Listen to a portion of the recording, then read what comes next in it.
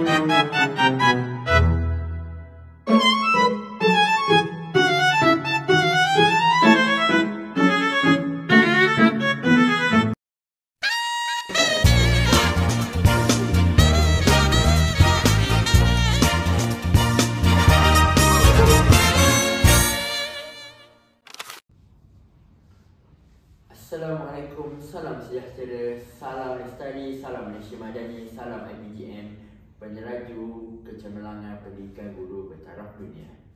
Baiklah, apa khabar kepada semua pendengar setia kami di sana? Apakah sihat belaka? Sekarang anda sedang mendengarkan CD Podcast anjuran khas anjuran IPG KBM. Pengajar Bahasa Melayu Komunikasi GPMC 1012 di bawah satu tema besar iaitu kerancuan bahasa. Di bawah tema besar, maafkan saya, digital dimanfaati, adab diteladani. Hari ini kita akan menyelami satu isu penting iaitu kerancuan bahasa mempengaruhi keupayaan bahasa Melayu. Okey, dalam dunia digital masa kini yang sangat moden inilah, semuanya ada gadget, semuanya menggunakan media sosial lah kan. Bahasa bukan sekadar alat komunikasi tetapi juga ia merupakan sebuah cerminan budaya dan kepribadian sesebuah bangsa dan masyarakat. Penggunaan bahasa yang tepat tanpa kerancuan juga penting bagi menjamin kejelasan makna dan mengelakkan kekeliruan dalam penyampaian maklumat dalam sesama komunikasi lah. Oleh itu, bersama saya dua orang tetamu istimewa. Kita ambil jauh ni untuk mengupas topik kita pada hari ini, iaitu yang segak bergaya di sana saudara Adham, yang bijak bestari di sini saudara Haris. Apa khabar Adham dan Haris? Alhamdulillah sihat, terima kasih Haim. Sebelum tu izinkan saya perkenalkan diri. Ya, sila. Nama penuh saya Muhammad Adham bin Saidul. Lahir di Perak dan berasal daripada Pasir Putih, Kelantan, tetapi saya menetap di Besut, Terengganu.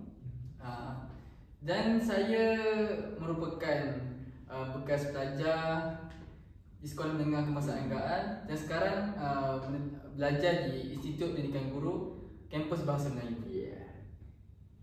Okay. Saya pula Silakan. Nama diberi Muhammad Haris Hazim bin Sabdin alias Zaha. Bukanlah, maksud saya macam unik lah nama saya ni. Jadi saya berumur 18 tahun dan saya berasal sama juga, saya lahir di negeri yang sama seperti Adham, iaitu di Perak. Tetapi saya berasal dan menetap di Sepang, Selangor. Dekat je. Jadi apa lagi nak tahu? Apa kata saya nak juga tahu apa asal usul host kita pada hari ini yang segak dan bergaya. Saya Muhammad Fahim Rais bin Faizul Bahri, lahir di Pahang, orang Jati Pahang. Berumur sama je, kita semua sebaya. Saya sekarang menetap di IPG lah, sambung belajar di IPG KBM yang kita cintai lah. Dia satu bangga lah saya dapat menetap di sini untuk sambung belajar di sini. Baiklah, izinkan saya lepas. Okey, saya nak ucapkan terima kasih kepada host kita Fahim kerana menjemput saya untuk mengulas isu kerancuan bahasa, kerana ia mencerminkan perubahan sikap dan identiti sesebuah masyarakat kita terhadap bahasa ibunda. Seperti yang kita tahu, pada masyarakat zaman kini seringkali menganggap bahasa luar iaitu bahasa Inggeris lebih unggul daripada bahasa utama kita, iaitu bahasa Melayu. Oleh itu, saya ingin mengulas pasal isu ini supaya kalangan remaja atau masyarakat kita tidak akan membuat kesilapan tersebut. Ya, betul. Jadi saya juga amat teruja kerana dijemput ke sidang podcast ini untuk saya berkongsi pandangan saya tentang kerancuan bahasa ni. Kerana kita tahu kerancuan bahasa ni dia macam teruklah juga. Dia macam amat membimbangkan, terutamanya dalam kalangan pelajar sekolah. Jadi saya ingin berkongsi pandangan saya kerana kita tahu kerancuan bahasa ni bukan sekadar kesilapan kecil, tetapi juga merupakan satu cabaran yang besar terhadap keutuhan bahasa Melayu sebagai bahasa kebangsaan kita. Baiklah, mari kita mulakan perbincangan kita dengan apakah maksud sebenar kerancuan bahasa dan kenapa ia dianggap sebagai masalah linguistik oleh pelbagai pihak. Izinkan saya jawab dulu ya. Yes. Baik Fahim, secara ringkas, kerancuan bahasa ini merujuk pada penggunaan bahasa yang tidak menepati tata bahasa dan tidak mengikuti bahasa baku mengikut norma. Kalau nak diikutkan kajian Hashim, pada tahun 2021, kerancuan bahasa ni berlaku apabila seseorang mencampur adukkan bahasa asing seperti bahasa Inggeris ataupun menggunakan dialek pasar, menyebabkan penulisan ataupun pertuturan mereka membawa salah makna kerana penggunaan tata bahasa yang tidak tepat. Contohnya, ada juga yang kita sering gunakan ayat seperti saya nak submit kerja saya pada hari ini. Apabila kita menggunakan bahasa lain, ia telah menunjukkan bahawa terdapatnya kerancuan bahasa. Kerancuan bahasa ini juga sering dianggap remeh, tetapi sebenarnya ia menunjukkan kemerosotan disiplin berbahasa.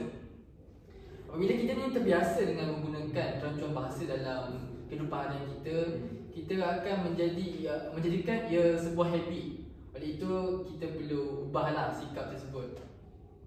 Betul tu Adham. Menurut saya pula, menurut pengetahuan saya, kita tahu kerancuan bahasa ni merupakan percampuran bahasa.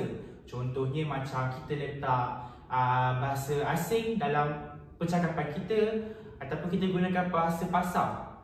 Tapi ada juga kajian yang cakap yang kerancuan bahasa ni merupakan dia macam lari daripada tata bahasa asal kita, bahasa ibunda kita. Jadi contohnya kita ambil contoh struktur ayat yang salah. Contoh seperti dia telah pergi sekolah semalam. Ataupun ada juga penggunaan perkataan yang salah konteks. Contoh memakan masa yang banyak. Jadi dalam era yang moden ni, fenomena ini sangat membimbangkan kita, terutamanya kepada pelajar sekolah ataupun seluruh masyarakat di negara kita. Kerana kita semua akan lebih cenderung untuk gunakan bahasa yang kurang formal dan juga lebih santai apabila kita berkomunikasi. Okey, baik. Menarik juga lah. Maksudnya di sini, jadi kita boleh katakan yang sebenarnya kerancuan bahasa ini menggugat ketepatan dan keindahan bahasa Melayu itu sendiri. Bukan sahaja daripada kesan daripada kerancuan bahasa itu menyebabkan makna asal sesuatu mesej yang cuba kita sampaikan itu menjadi tidak jelas dan mengelirukan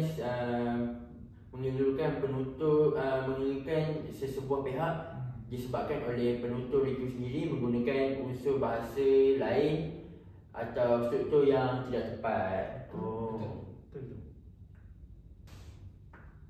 Okey, sekarang jom kita lihat faktor yang menyebabkan kerancuan bahasa ini boleh berkembang dan tersebar. Baiklah, Haris, mungkin boleh mulakan dengan punca utama dari sudut sosial dan teknologi lah. Okay. Terima kasih Fahim. Jadi seperti yang kita tahu, media sosial ni merupakan sumber utama untuk kita semua gunakan untuk cari info dan cari maklumat tentang dunia di luar sana. Jadi daripada media sosial ni juga menjadi pengaruh kepada kita semua untuk berlakunya kerancuan bahasa. Okey, ada kajian yang mengatakan 70% daripada remaja di negara kita lebih gemar untuk menggunakan media sosial pada setiap hari. Contohnya seperti TikTok, Instagram, Facebook dan sebagainya. Jadi apabila mereka suka gunakan media sosial ni, mereka akan lebih cenderung untuk gunakan bahasa-bahasa singkatan kerana adanya kerana mereka terpengaruh daripada pengaruh luar sana. Ada contoh macam tak nak tapi ditulis X nak. Ataupun kita guna contoh seperti betul. Ada yang tulis BTUL. Jadi nampaklah kat situ kerancuan bahasa. Jadi apabila disebabkan gaya cara tulis singkatan tu lebih senang, lebih cepat, jadi disebabkan itulah remaja lagi suka untuk gunakan benda tu. Jadi bila kita bawa benda ni kepada alam akademik, lebih susahlah sebab alam akademik ni kita perlukan gaya bahasa yang formal, yang betul mengikut kamus Dewan Bahasa. Jadi disebabkan perkara ini jadi berlakulah kerancuan bahasa disebabkan media sosial. Jadi apa pula pandangan Adham? Betul pendapat Haris tu. Dan selain media sosial, faktor pendidikan dan persekitaran bahasa juga memainkan peranan. Sebagai contoh, tadi Haris ada mengatakan bahawa remaja pada zaman kini cenderung untuk menggunakan singkatan dalam media sosial. Okey. Sebenarnya remaja ni patut dikawal dalam penggunaan media sosial oleh ibu bapa. Oleh itu ibu bapa haruslah memainkan peranan yang sangat penting kerana melentur buluh biarlah daripada rebungnya. Betul. Maksud melentur buluh tu dari ajar dari awal lah. Maksudnya ajar daripada awal, didik daripada awal. Okey, dalam banyak situasi pelajar ni lebih terdedah kepada media sosial, internet, televisyen dan permainan video. Dan tanpa sedar, apabila mereka terdedah kepada semua gadget-gadget tersebut, mereka akan terdedah juga kepada bahasa Inggeris. Oleh itu, ibu bapa sangat perlulah main peranan untuk kawal mereka. Sebab mereka akan terikut dalam menggunakan bahasa Inggeris. Dan bila lama kelamaan, mereka akan lebih fasih menggunakan struktur penggunaan bahasa Inggeris berbanding bahasa Melayu. Contohnya, mereka terbiasa menggunakan bentuk ayat seperti saya tak pasti boleh atau tidak. Ayat bahasa Melayu tersebut mereka hanya menterjemahkan daripada bahasa Inggeris, iaitu I am not sure if I can or not. Itu saja dari saya. Baiklah, dengar pendapat Adham dan Haris, saya sangat setuju. Sebab kadang-kadang kita tak sedar pun bahawa tabiat kecil seperti penggunaan mixed language ni lah kan, boleh membentuk kebiasaan yang sukar diubah. Tambahan pula wujud juga pengaruh budaya popular, trendy ni sangat. Rancangan hiburan, drama, lagu yang banyak menggunakan bahasa campuran, bahasa-bahasa rojak. Dia beri kesan besar kepada remaja yang lebih terdedah pada dunia-dunia pada saat ini kan. Jadi mereka menganggap bahasa rojak itu lebih ekspresif sehingga ramai pengguna tidak memahami struktur ayat yang betul. Mari kita bincangkan kesannya pula bagaimana kerancuan bahasa itu boleh menjejaskanlah keupayaan berbahasa Melayu dalam konteks pendidikan dan sosial kita sekarang ni. Sila. Okey, baiklah. Pertama, kerancuan ni menyebabkan kemerosotan penguasaan bahasa baku. Kemerosotan ini berlaku daripada punca-punca daripada yang kita sudah bincangkan, seperti peranan ibu bapa Dan sebagainya lah. dan sebagainya lah. Okey, kalau menurut kajian Sulaiman pada tahun 2003, pelajar terbiasa menggunakan tidak formal di media sosial, menunjukkan kesukaran membina ayat dalam bertutur ataupun dalam penulisan. Di samping itu,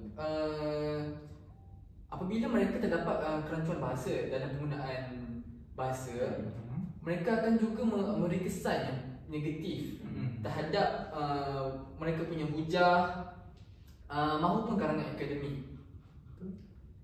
Ini kerana mereka ni kehilangan kepekaan terhadap struktur dan kosakata bahasa baku. Bagaimana mereka tidak hilang kosakata kerana mereka sudah terbiasa dengan perancuan bahasa. Mereka sering ambil daripada kata pinjaman bahasa lain, lagi-lagi bahasa Inggeris, dan kadang ada dalam kalangan masyarakat lah, mereka terbiasa dengan dialek negeri mereka. Mereka akan mempunyai kesusahan sedikit untuk bertutur dalam bahasa baku. Itu sahaja pada saya.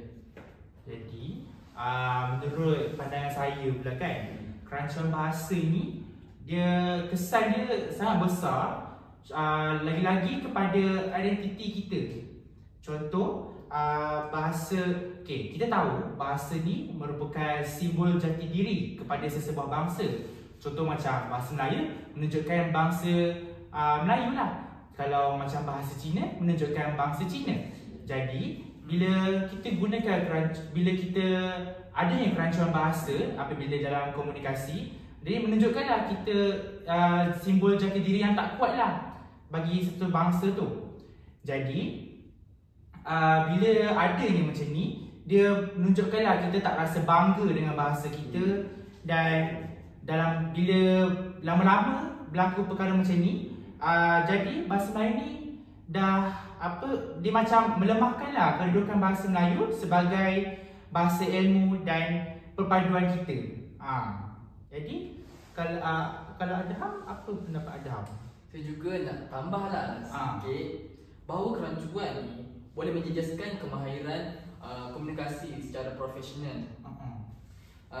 Dalam situasi kerja, penggunaan bahasa rojak atau tidak gramatis boleh menimbulkan tanggapan negatif terhadap kebolehan seseorang. Contohnya apabila dia sedang bernegosiasi, apabila terdapatnya kerancuan bahasa dalam individu tersebut, mereka akan menganggap kita punya penguasaan dalam bahasa tata bahasa Melayu ataupun kosakata dan sebagainya amatlah rendah. Dan itu mereka akan bertanggapan beberapa kali sebelum bernegosiasi dengan diri kita. Itu sahaja dari saya. Jadinya dekat sini kita boleh simpulkan bahawa kerancuan bahasa itu bukan sekadar isu tata bahasa, tapi juga mencakupi aspek sosial, aspek identiti, aspek ekonomi sebuah individu ke, bangsa ke, negara ke. Jadi penggunaan bahasa rojak juga boleh memberi kesan negatif lah kepada masyarakat pada masa kini, lagi-lagi remaja lah yang dikatakan sebagai tonggak utama kerancuan bahasa ni tersebar, kerana mereka lebih rendah pada media sosial. Saya katakan begini kerana banyak perkataan berunsurkan kesat dan lucah tersebar luas serta dipraktikan di antara remaja. Kerana saya sering lihat di media sosial seperti TikTok, banyak perkataan-perkataan yang tidak enak didengari lah. Perbuatan ini secara tidak langsung akan menjatuhkan imej suatu masyarakat atau individu tersebut. Baiklah. Ada pesanan penaja, mari kita rehat sebentar.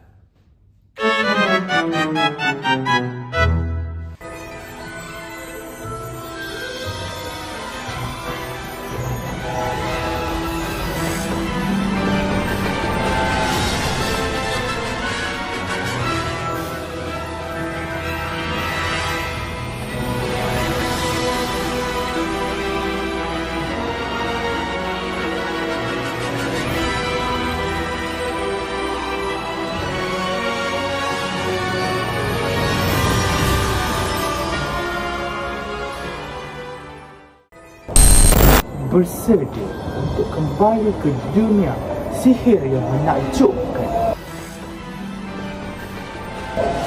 Tahun ini sebuah kisah legenda yang akan memukau jutaan hati di seluruh dunia.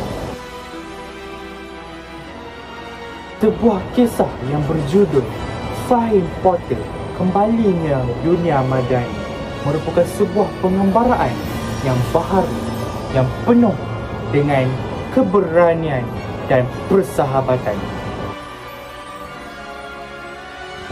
Tayangan eksklusif ini akan ditayangkan di pawagam di seluruh dunia bermula pada 31 Oktober 2025. Jangan lepaskan peluang ini.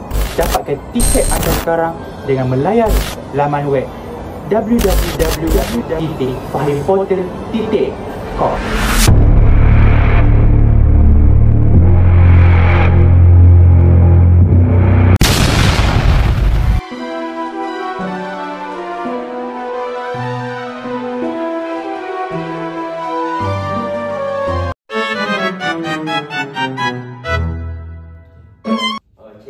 Kembali semula kita ke siaran podcast IPG KBM. Baiklah, kita kembali kepada topik perbincangan kita pada hari ini, iaitu perancangan bahasa. Kita beralih kepada langkah untuk yang boleh kita ambil lah untuk mengekang daripada kerancuan bahasa ini terus tersebar, terus menjangkiti para masyarakat sekarang dan akan menyebabkan jatuhnya bahasa Melayu. Okey. Yang pertama lah, pendidikan bahasa Melayu ni perlulah diperkukuh dalam kalangan pelajar lah. Sebab mereka lah yang akan mengajar di masa hadapan. Pada itu, guru bahasa ni harus menekankan penggunaan bahasa standard dalam semua tugasan dan aktiviti yang akan diberikan kepada para pelajar. Saya juga nak menekankan juga bahawa guru-guru yang akan mendidik anak-anak ini perlulah memastikan penggunaan tata bahasa dan memastikan kosakata mereka ni lengkap lah, supaya tidak terselitnya kerancuan bahasa ni dalam pengajaran harian mereka. Dan yang kedua, media arus perdana dan pengaruh digital ini juga harus memainkan peranan. Contohnya mereka boleh menggunakan bahasa baku dan menggunakan tata bahasa yang betul dalam kandungan mereka. Sebab kalau kita dapat tengok, seringkali pengaruh digital di dalam media sosial selalu menggunakan kerancuan bahasa kan. Contohnya baik celebrity kita. Okey, terima kasih Adham. Memang betul langkah-langkah tu. Dan ada lagi langkah seterusnya, iaitu pihak-pihak yang bertanggungjawab seperti DBP ataupun institusi pendidikan boleh mengadakan kempen kesedaran bahasa. Sebagai contoh, kempen kita boleh, maksud saya DBP lah, pihak DBP boleh mengadakan program seperti Bulan Bahasa Kebangsaan dan pada waktu yang tertentu lah. Jadi apabila kita adakan program sebegini, masyarakat di seluruh negara kita akan sedarlah bahawa bahawa kerancuan bahasa itu sangat tidak patut untuk kita lakukan dalam kehidupan seharian. Jadi dan program itu kita juga boleh, kalau kita nak lagi ramaikan lagi untuk memeriahkan lagi program itu, kita boleh sebarkan maklumat tentang program itu ke dalam platform-platform digital seperti kita boleh buat iklan, iklan di televisyen dan sebagainya. Ataupun lebih senang kita sebarkan menggunakan media sosial seperti Instagram, TikTok dan sebagainya. Seperti yang kita tahu, seluruh masyarakat, bukan sebahagian je, seluruh lah kan, seluruh masyarakat dekat negara kita ni memang ada media sosial, memang sendiri ada lah. Jadi dengan menggunakan media sosial sebagai tempat penyebaran program tu, akan lebih ramai yang tertarik untuk join. Maaf, kita dah nampaklah kerancuan bahasa tu join. Mereka boleh menyertai program tersebut.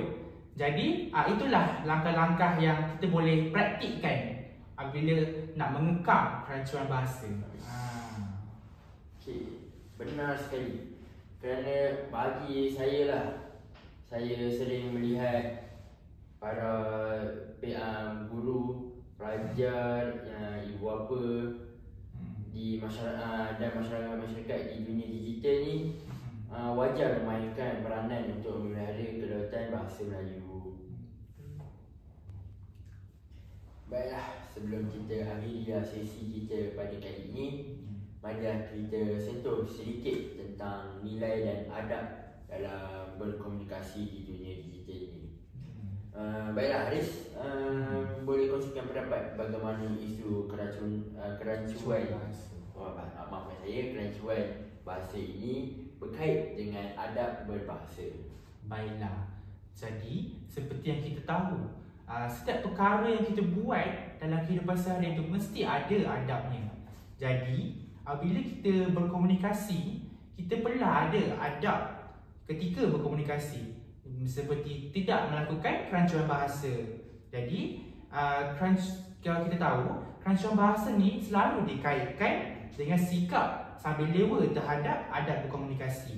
Jadi apabila seseorang tu dia tak hormat terhadap peraturan bahasa ataupun tata bahasa, perkara ini mencerminkan kurangnya rasa hormat individu tu terhadap bahasa ibundanya, dan juga menunjukkan rasa tak hormat kepada pendengarnya. Jadi kita sebagai rakyat ataupun masyarakat yang bertanggungjawab, kita perlulah menulis ataupun kita perlu bercakap dengan bahasa yang betul dan sopan di media sosial, kerana perkara ini menunjukkan adab seseorang dalam berkomunikasi. Jadi apa pendapat anda? Saya juga setuju. Dalam Islam, adab berbahasa itu penting kerana kata-kata ini mencerminkan akhlak seseorang. Sebab kalau kita juga sebagai seorang Muslim juga mempelajari qudwah hasanah, iaitu mencontohi dan menteladani Rasulullah SAW dalam pelbagai aspek. Lebih-lebih lagi akhlak. Contohnya seperti Rasulullah SAW juga mempunyai sifat yang baik ketika bertutur, tidak menggunakan kata-kata yang tidak sopan, tidak kesat. Jadi apabila kita ni menjaga kesantunan berbahasa, walaupun dalam mesej teks ataupun media sosial, kita sebenarnya telah mengekalkan nilai murni bahasa tersebut. Di samping itu, kita juga menunjukkan rasa hormat terhadap pendengar tersebut. Betul sekali. Tambah lagi, tema digital dimanfaati, adab diteladani mengingatkan kita bahawa teknologi hanya bermanfaat jika digunakan dengan penuh etika. Kita juga kena ingatlah bahawa teknologi ini tidak salah.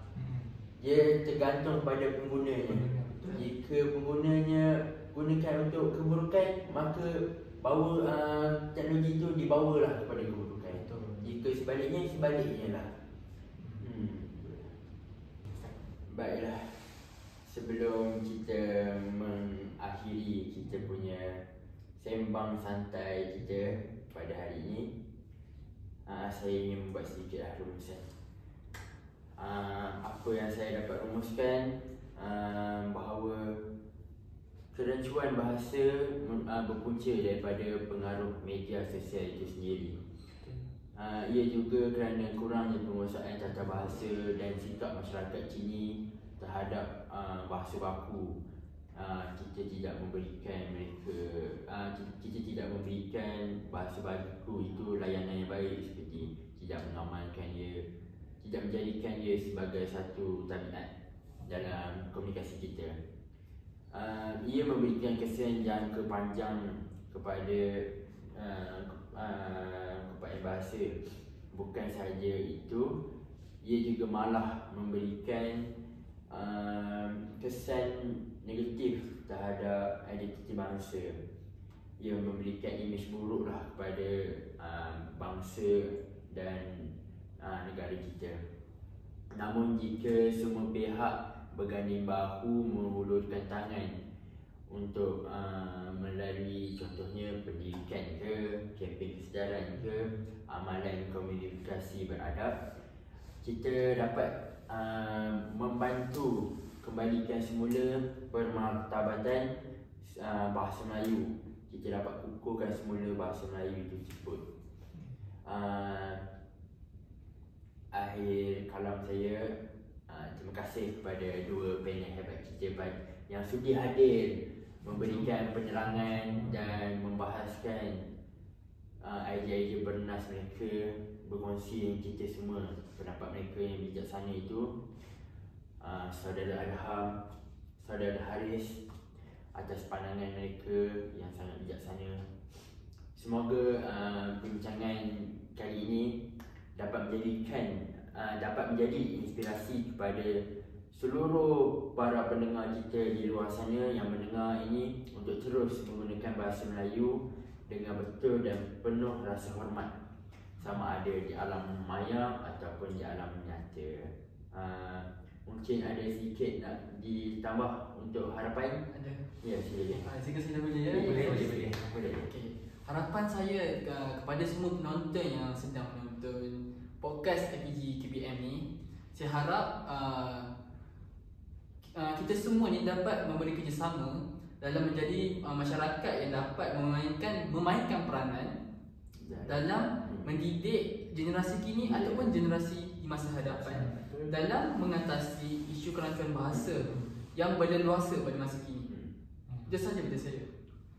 Dan saya pula berharap kepada para penonton yang menonton podcast ini dan juga kepada seluruh masyarakat di luar sana, saya berharap podcast ini sedikit sebanyak dapat membantu kita semua dalam mengatasi atau mengekang isu kerancuan bahasa yang semakin membimbangkan kita pada hari ini.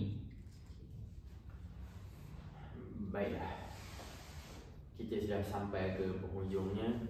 Bak kata orang dulu-dulu, setiap pertemuan pasti ada perpisahan. Baiklah, kita berpisah di sini. Sekian daripada kami. Semoga kita berjumpa lagi dalam episod yang akan datang. Salam hormat, salam bahasa, salam bahasa jiwa bangsa. Baiklah, kemudian Dan anda pandang tiada kerancuan bahasa.